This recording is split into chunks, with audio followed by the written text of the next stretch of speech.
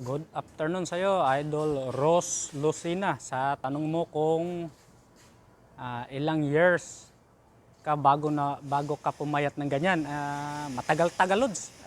Siguro nasa 2 taon mahigit or 3 taon. Kasi umpisa nung fitness journey ko, hindi talaga ako nagda-diet eh. Akala ko kasi nung una, pag nagbubuhat na ako, talagang papayat na ako agad.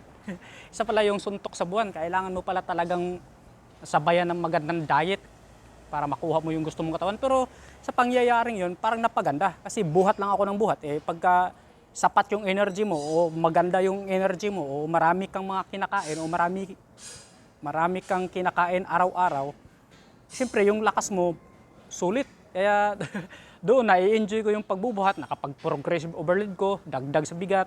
Tapos pagkalipas ng mga ilang taon, saka ko natutunang magda-diet dahil doon sa ang mga kasamaan ko sa gym, nagsipayata na lahat, ako na lang yung hindi. Ay nagtatanong ako sa kanila kung bakit sila pumayat. Sabi nila, ganito, diet lang kuya, diet lang. Doon ko na naisipang mag-research kung paano mag-diet.